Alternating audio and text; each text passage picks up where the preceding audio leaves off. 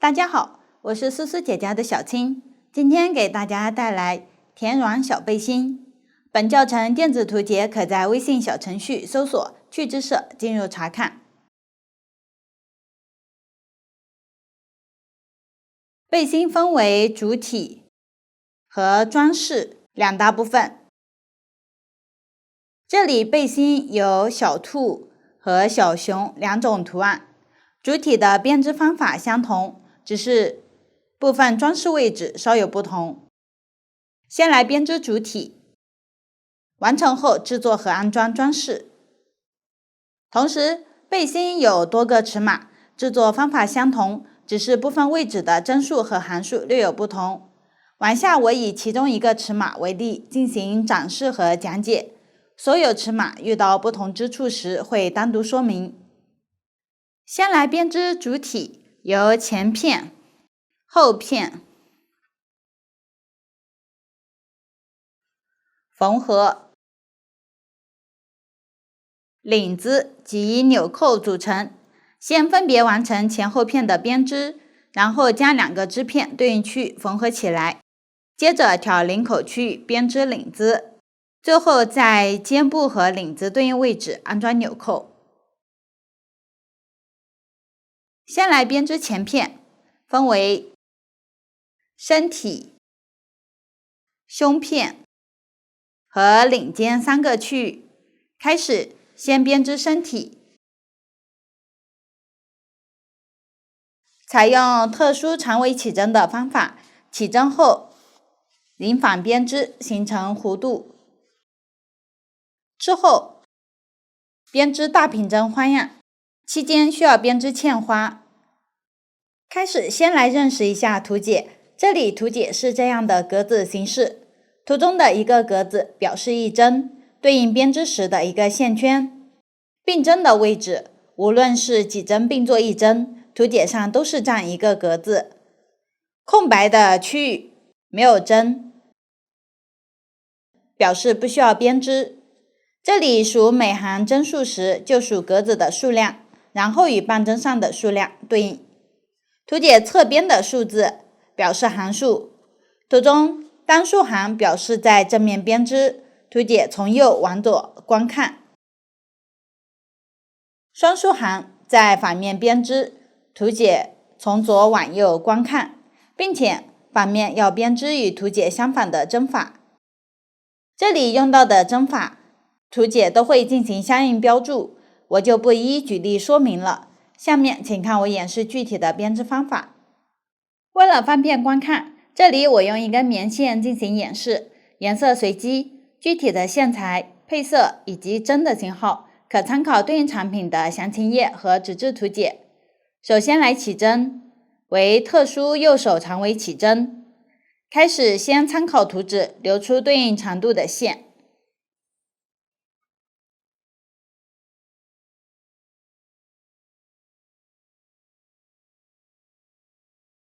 然后将留出的线对折，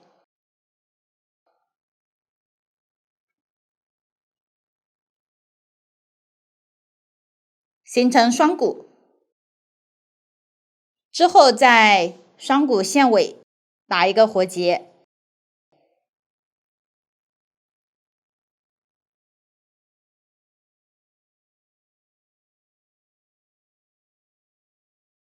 套到半针上。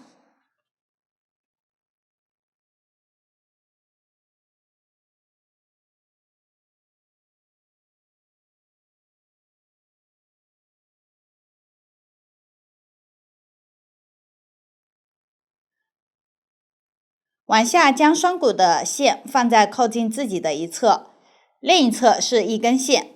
接着右手握住线，拇指和食指穿入线里，这里大拇指上挂双股线，食指上挂一根线，然后按照长尾起针的方法正常起一针。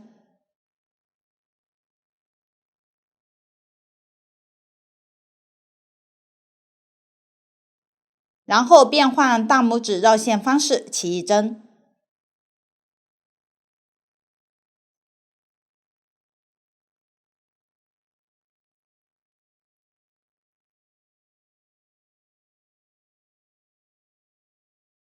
起针形成了这样的纹理。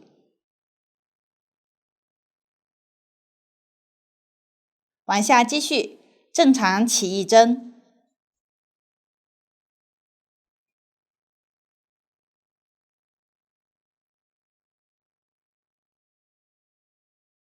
变换大拇指绕线方式，起一针，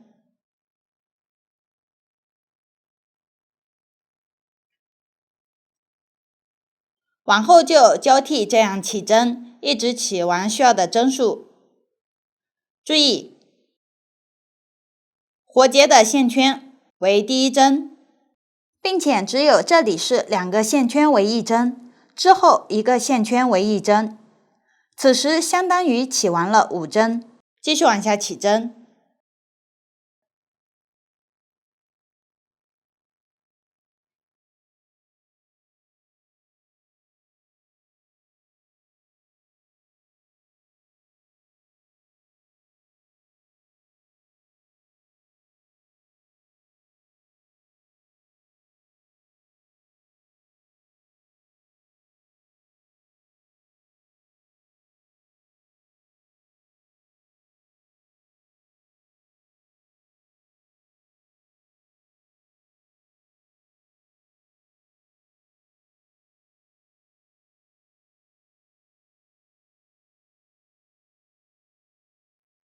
取完需要的针数后，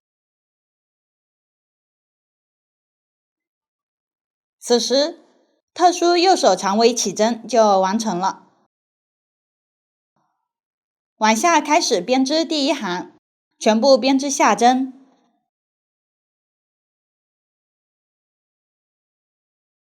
使用1根线进行编织。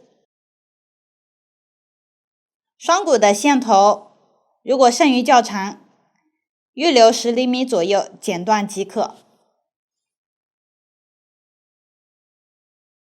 这里编织时注意挑1个线圈1对编织。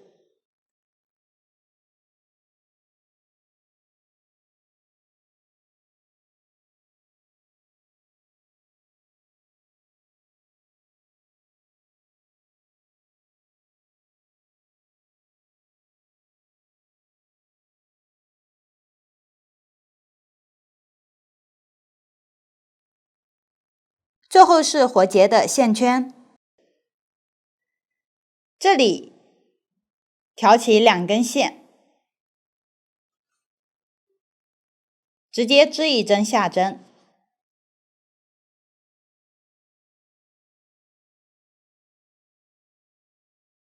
此时第一行就完成了。往后从第2行开始，需要进行加针的紧纺编织，使两边形成弧度。往下讲解一下加针的紧纺编织。注意视频主要讲解方法，具体的针数和行数大家参考图纸，可以先学习，之后再根据实际情况进行编织。请看演示。加针的引纺编织，例如这个图解，从第2行开始引纺，结尾先预留这一侧需要引纺的总针数不织。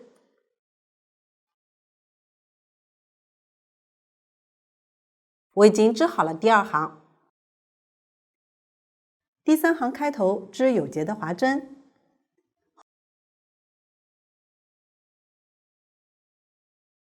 有结的划针和前面这里相同。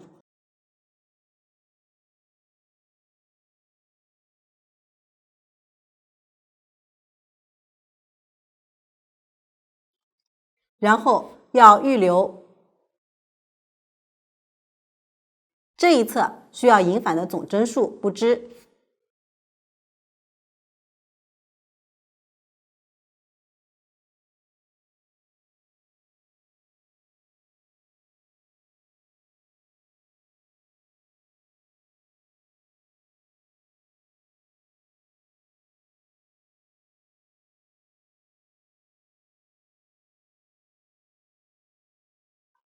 第4行先织完有结的划针位置，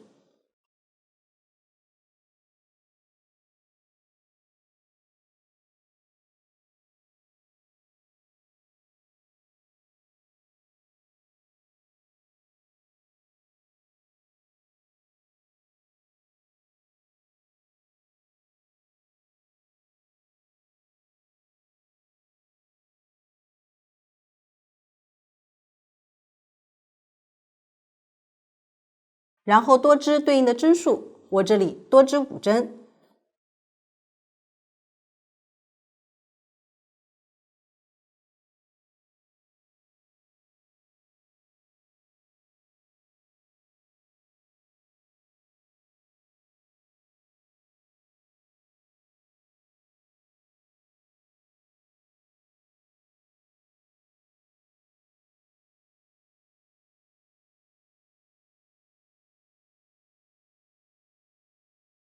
往后引返位置的每一行结尾都要多织对应的针数。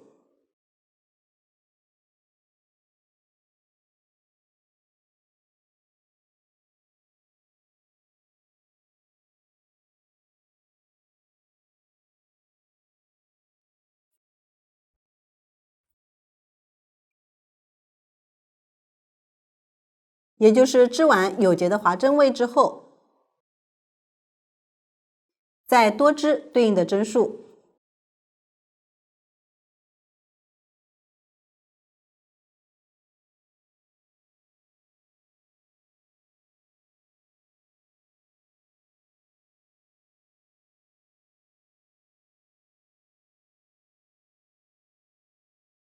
按照这样的方法，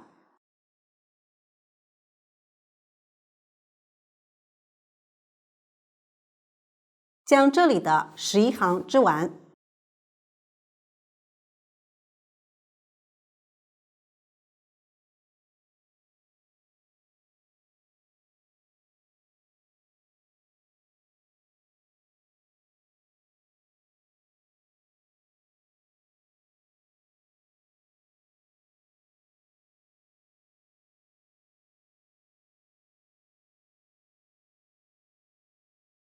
最后一行织完有节的划针位之后，多织4针，刚好将所有线圈织完。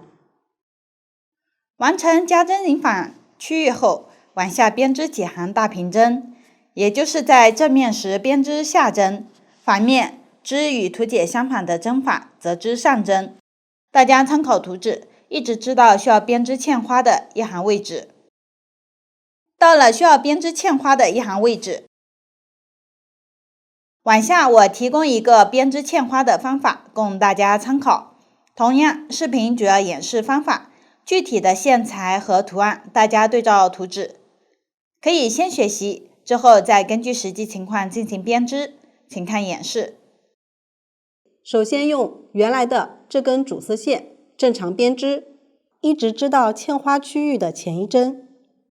我这里针数较少，只讲解方法，针数和颜色不做参考。织完后，我讲一下接线，无论是在正面还是反面，接线方法都相同。我这里是在反面接线。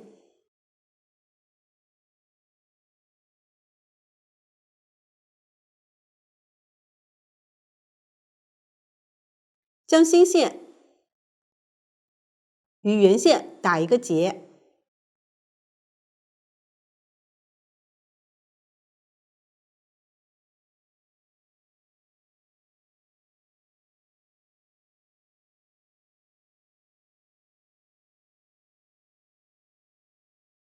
拉至根部，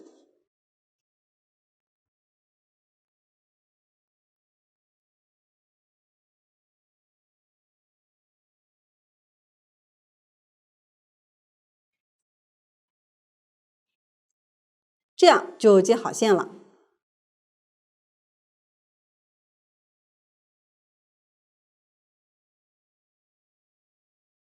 如果是在正面接线，也是织完换色的前一针，然后将新线与原线打结，并拉至根部即可。我们这里用嵌花的方法，因此这个主色线停留在原处，直接换嵌花的颜色编织。后面我称为线衣。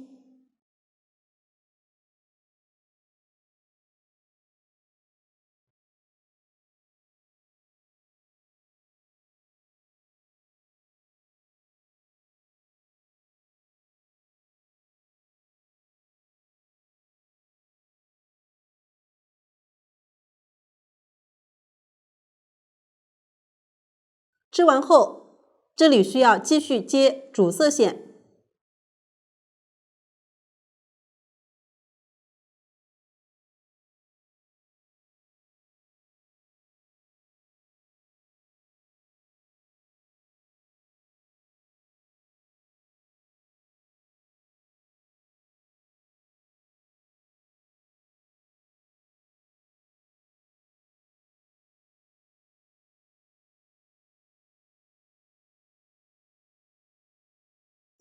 然后将线衣停留，用这根线织完这一行。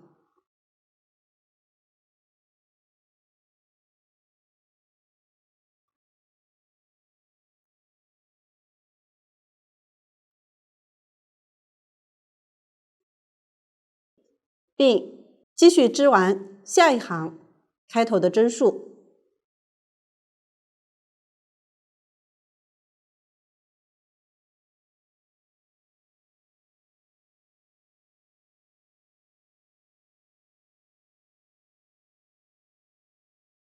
织完开头的颜色后，下一针又要换这根线编织，原线暂停编织。注意，这里要将暂停编织的线放到上方，即将编织的线放到下方。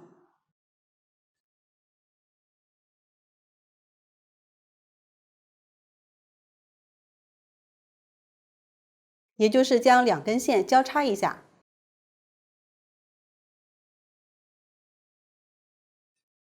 然后开始编织对应的针数。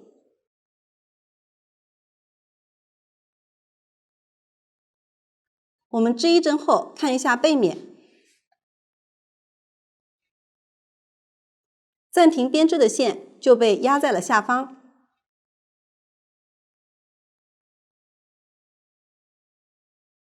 这样可以使织完后的两种颜色纹理连接紧密，不松散，不影响美观。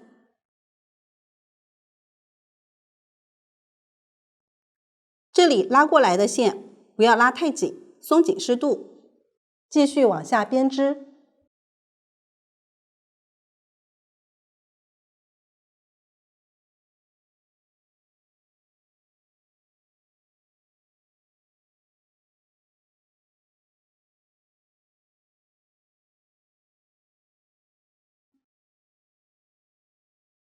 注意，每次换线编织时，无论正反面，都要将两根线交叉一下。这是不需要压线时嵌花的编织方法。学完嵌花的编织，往后剩余行部分位置需要在两侧进行减针。这里是编织右上两针并一针和左上两针并一针，则往下演示一下两种减针的编织方法，大家先学习，请看演示。下针右上两针并一针，简称下针右上并针。编织时，右针先以下针的方法挑下左侧一针，然后织一个下针，接着用左针挑起不织的一针，盖过左侧一针并挑下。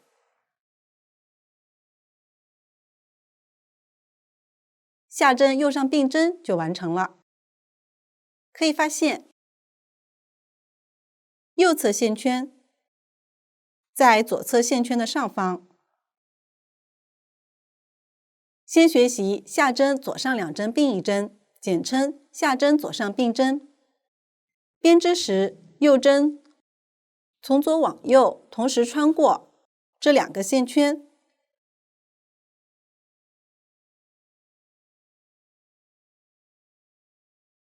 织一个下针，这样下针左上并针就完成了。可以发现，左侧线圈在右侧线圈上方。此时身体区域的编织就讲解完了。往下讲解胸片区域，这里两端需要交替编织滑针与上针，形成这样的纹理。则往下我演示一下这里的编织方法。这里我用这个小样做演示。第一行先编织2针下针，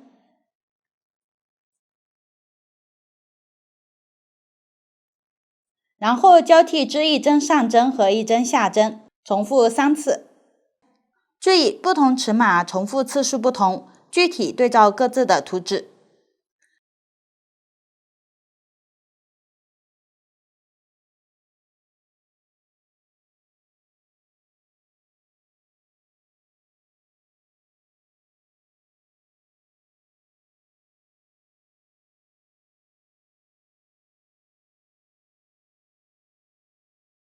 完成后，剩余对应编织大平针。期间实际需要编织嵌花时，大家按照之前嵌花的编织方法对应编织即可。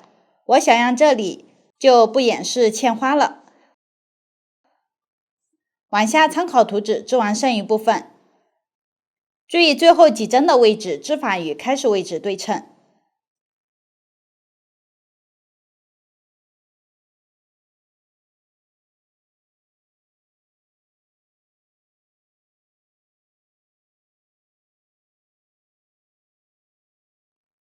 织完最后一针，第一行的方法就讲解完了。接着织第二行。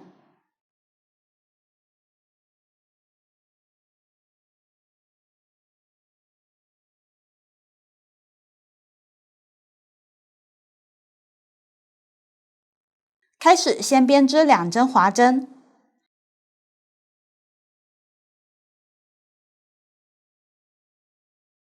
然后交替织1针下针和1针滑针，重复3次。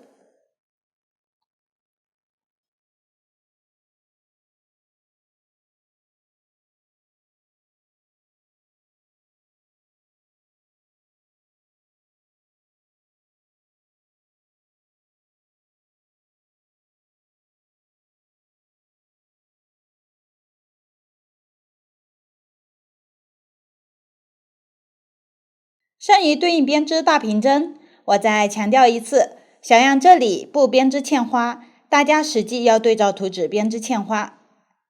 同时最后几针的位置也要交替编织下针和滑针，继续往下编织。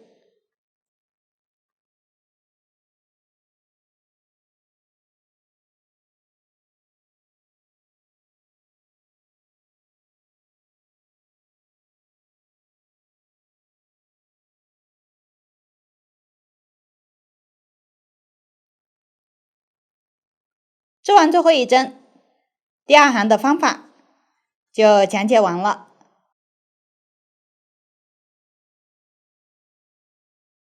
往下第3行，方法与第一行相同。先编织2针下针，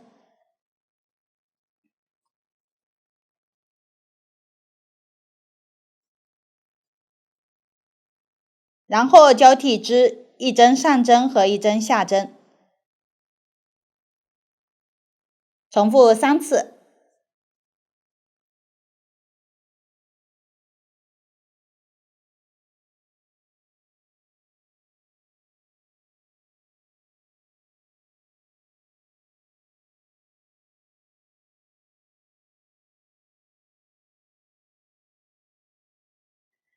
剩余对应编织大平针，边缘参考图纸对应编织。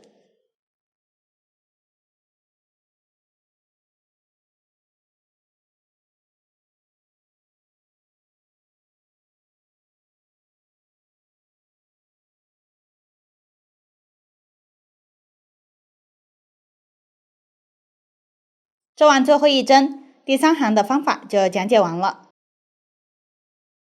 继续织第4行，方法与第2行相同。先织2针滑针，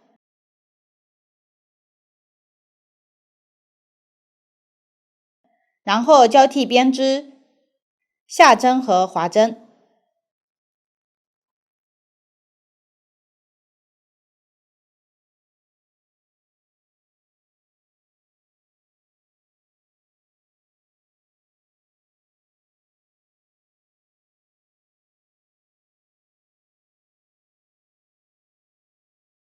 后面对应编织上针，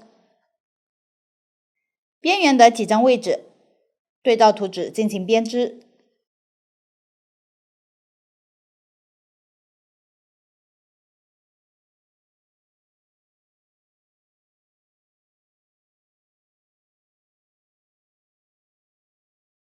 往下剩余行的两侧，按照前两行的方法对应编织即可。这样胸片部分就讲解完了。往下编织领尖区域，这里分为左右两个领尖。这里的左右是以实际穿着时的左右来区分。开始，先接着之前的线头编织左前领尖。编织过程中，边缘几针按照胸片的边缘编织方法编织出这样的纹理。部分行在靠领口的一侧需要进行领口减针，有的是采用扶针收针的方法减针，有的是编织并针来减针。靠外的一侧部分行需要进行留针引纺编织，形成斜尖。织完引纺部分后，剩余行需要编织单螺纹，也就是一针上针一针下针交替编织。期间通过编织一针挂针和一针并针形成扣眼。最后全部编织完成后进行扶针收针。这是左前领尖的编织顺序。完成左前领尖后，往下重新接线，然后在领口位置收掉几针，之后编织右前领尖。这里同样边缘的几针位置需要编织这样的纹理。最后几行要进行留针的引纺编织，领口一侧仍然需要按规律进行减针。全部织完后需要修针。这里领口减针的并针针法前面都有演示过，则往下按照编织顺序分别讲解一下使用扶针收针织领口减针的方法，留针引纺的方法，挂针的编织方法，最后一行扶针收针的方法，以及右侧领尖最后的修针方法。大家先学习，之后再根据实际情况对照图纸进行编织。请看演示。我们来学习一种比较常用的领口减针，也就是通过织扶针来减针，从而形成需要的弧度。假设这是一个前片领口，因此这一侧就是左尖，这一侧就是右尖。有时肩部需要引纺，这里没有引纺，只讲解领口减针。我们先织左尖，这个图解针数较少，主要讲解方法。首先织领口第一行，这里也就是先织13个下针。如果针数较多，大家可以先用记号扣将这些针数隔开再织。我已经织好了第一行，剩下的线圈暂停编织。接着织第二行，第二行在反面编织。可以发现这一行开头要连续收3针，如果连续收针数较多，我们可以先用记号扣隔开。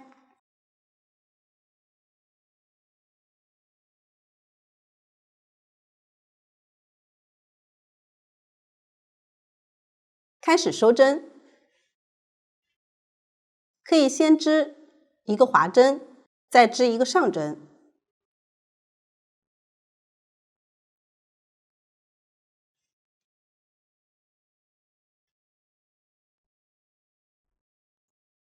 接着将前一针盖过后一针，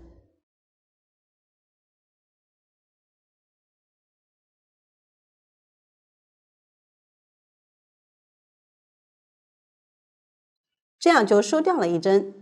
继续织一个上针，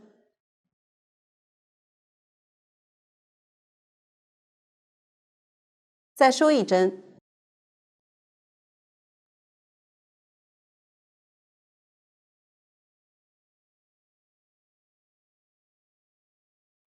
没有特殊说明时，在反面就是边织上针边收针。记号扣右侧还剩一针，也就是第3针的线圈，我们需要将这一针收掉，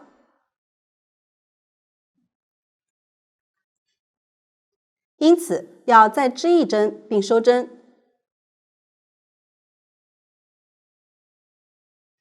紧接着的这一针就是最后一个收针符号相邻的这一针，这里我们直接织上针。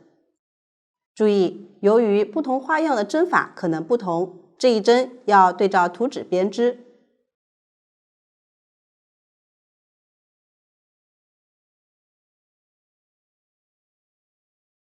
织完后，将第3针收掉，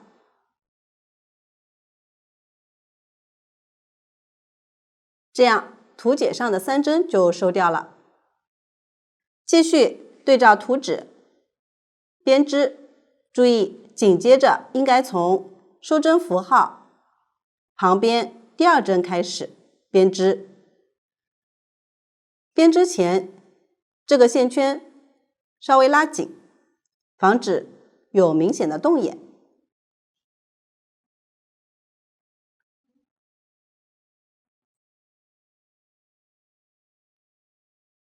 这里没有特殊花样，我们全部织上针。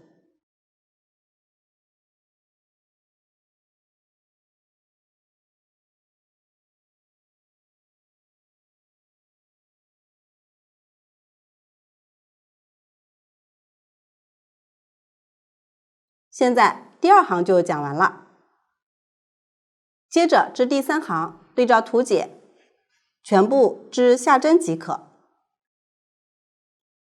我已经织好了，继续织第4行。这里开头只要收2针，方法和第1行相同。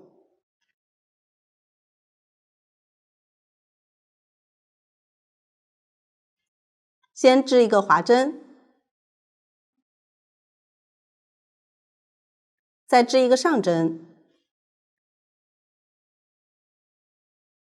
收掉一针，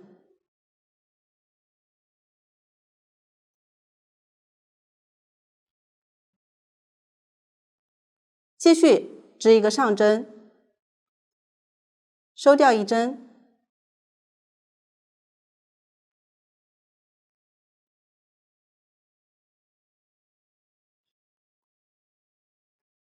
线圈稍微拉紧，接着全部织上针，并将第5行也织完。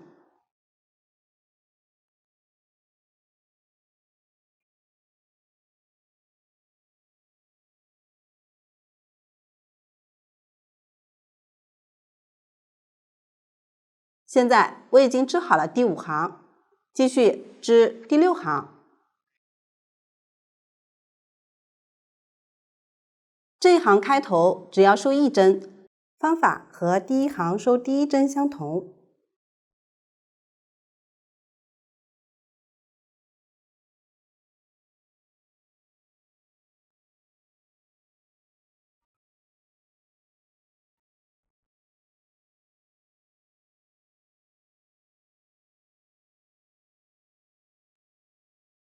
完成后全部织上针，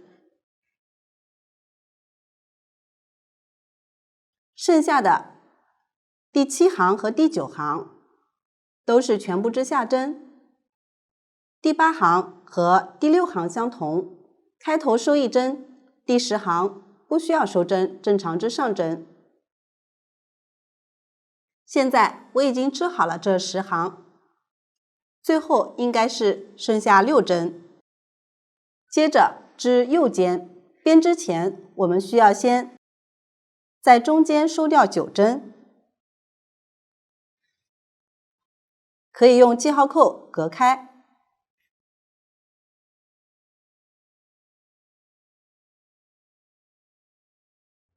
重新取线，将线打一个活结，稍微拉小线圈，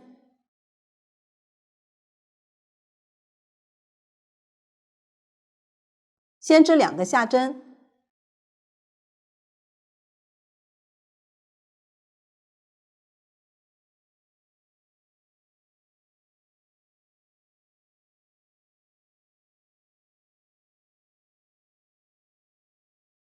然后收掉1针，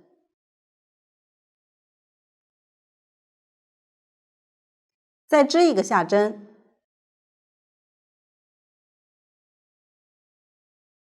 收掉1针。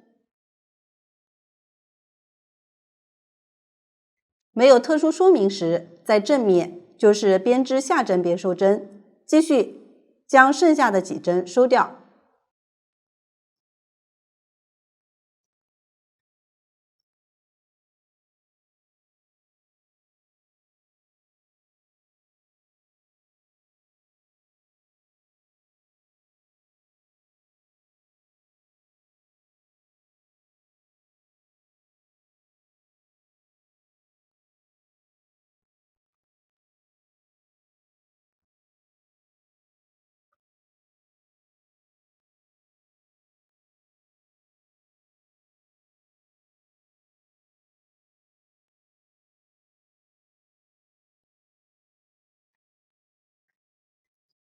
同样注意，收最后一个线圈时，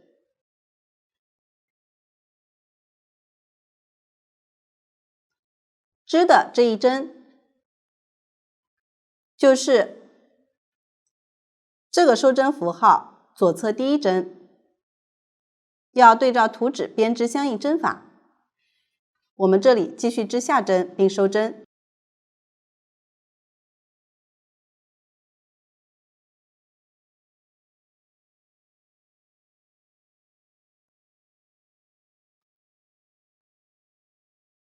完成后，从第2针开始，将这一行织完，然后在反面将第2行全部织上针。现在我已经织好了第2行，继续织第3行。开头连续收3针，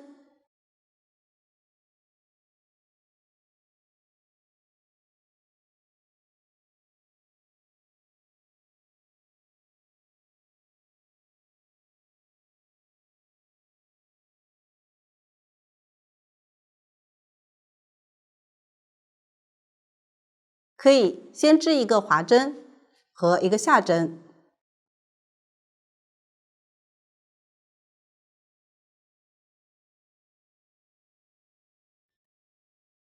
收掉1针，继续织下针收针。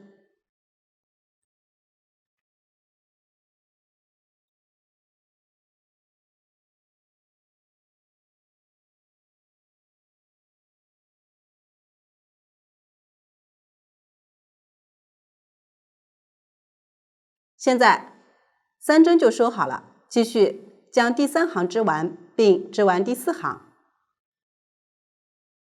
现在我已经织好了第4行，第5行开头要收2针，收针方法和第3行开头2针相同。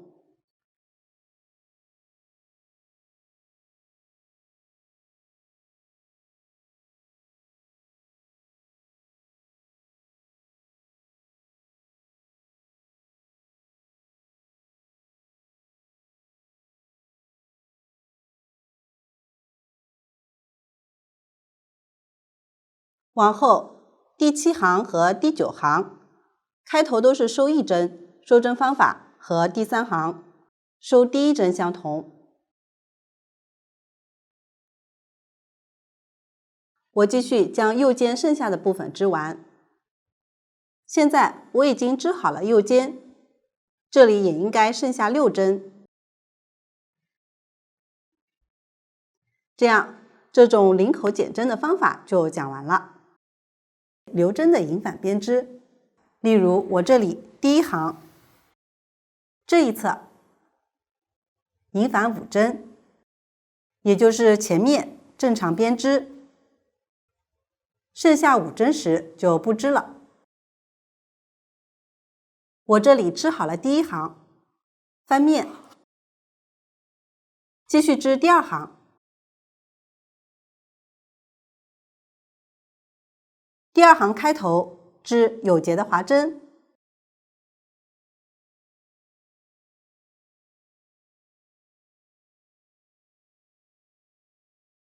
无论这一针是什么针法，都要将线放到右针上方，挑下第一针，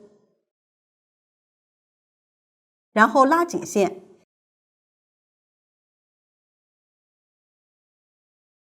如果接下来一针织上针，就要将线绕一下，绕到上方再织。如果接下来一针织下针，直接织即可。我这里在反面织上针，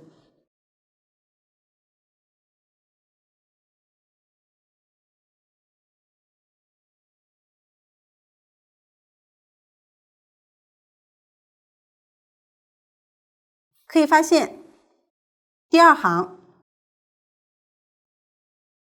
在这一侧引反5针，也就是织到结尾，剩下5针不织。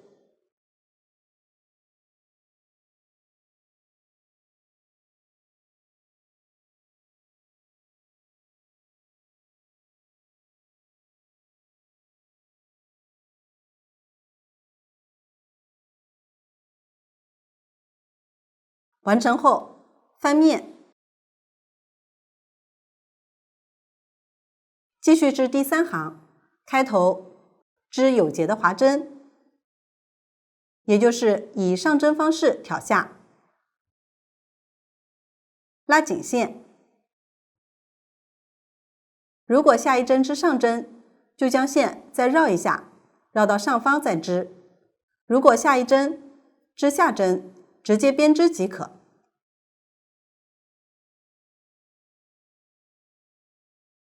这里我织下针，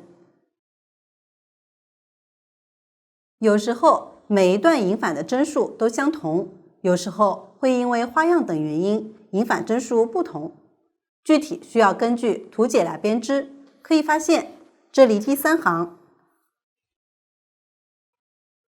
结尾需要引反3针。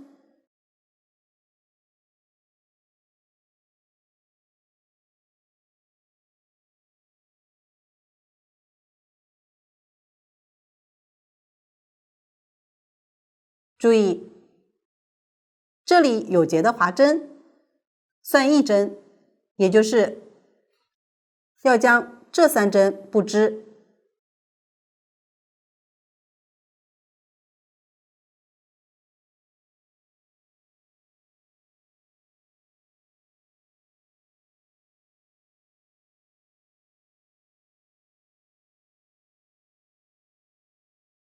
现在第3行就织好了。第4行也是在结尾引反3针。同样，这个有节的划针看作1针，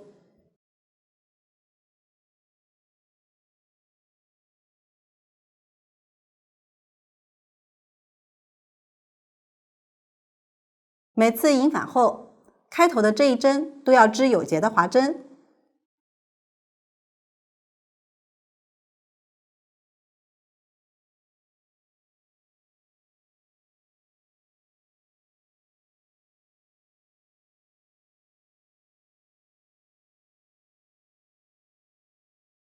现在就织好了第4行。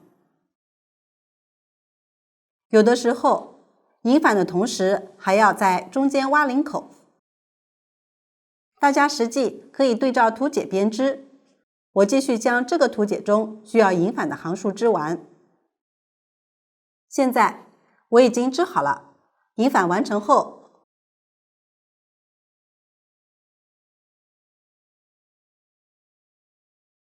对应这个图解倒数第3行完成。接着需要消行，也就是这里的第9行。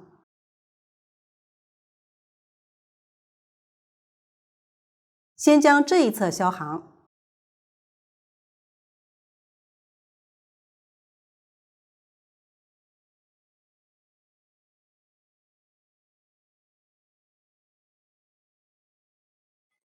我这里就全部织下针。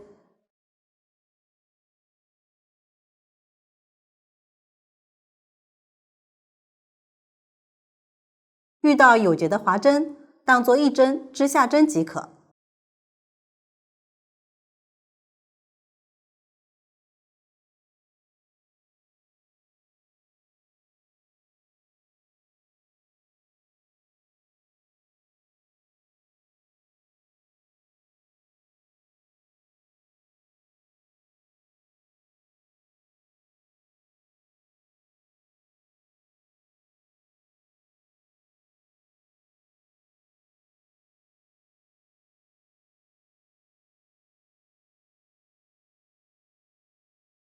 这一侧消行完成，最后一行要进行这一侧的消行。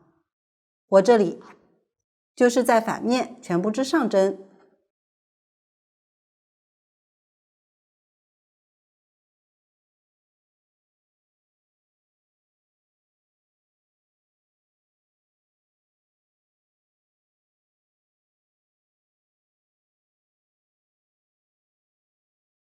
遇到有结的划针，这里也当做一针织上针即可。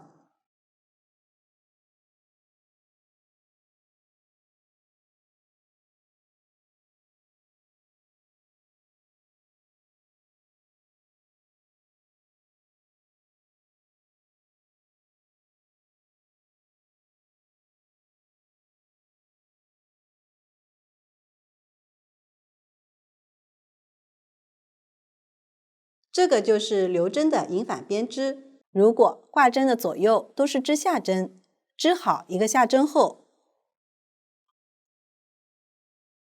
织挂针时就将线从前往后挂在右针上，挂针完成，后面直接织一个下针。可以发现这里就多了一个线圈。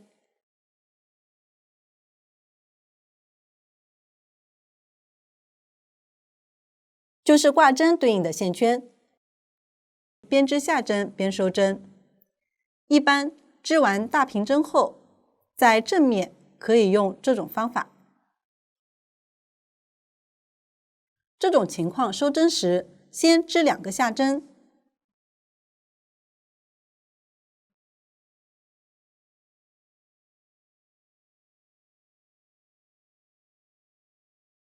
然后左针挑起前一针，盖过后一针，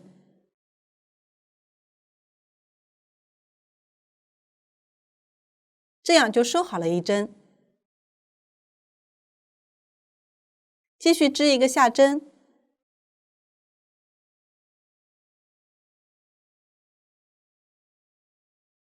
然后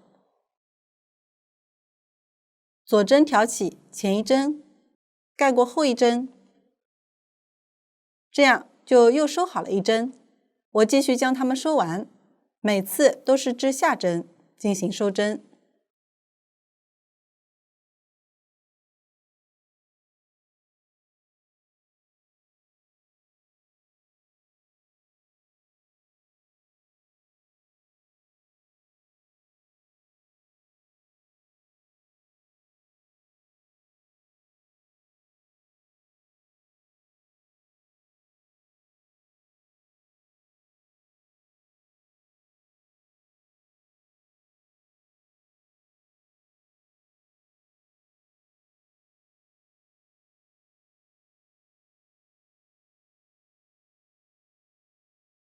现在还剩一个线圈，拉大线圈，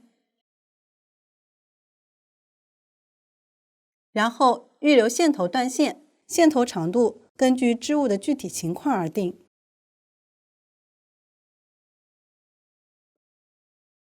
通常只要预留10厘米左右即可。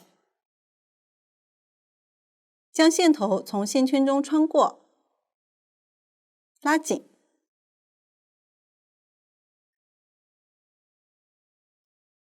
这个就是边织下针边收针的方法。无论哪种收针方法，结尾固定线头的方法都可以参考这里的演示，并且全部完成后，如果不是特定预留长线头用于缝合，这样的短线头可以在反面顺着织物的纹理收一下。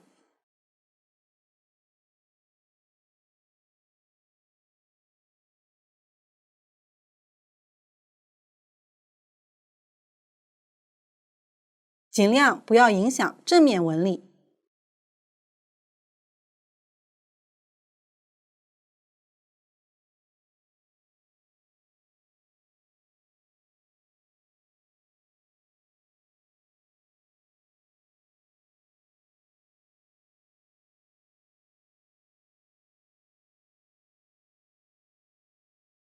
收线头时，可以将整个线头全部收完。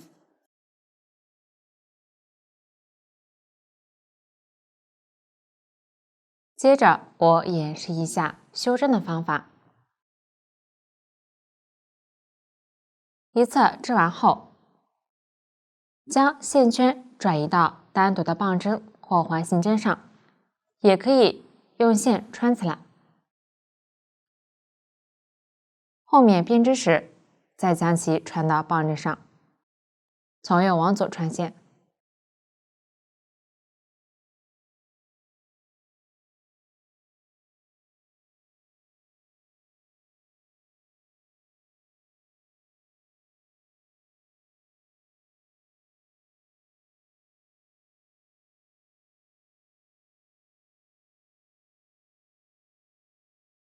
这样修针就完成了。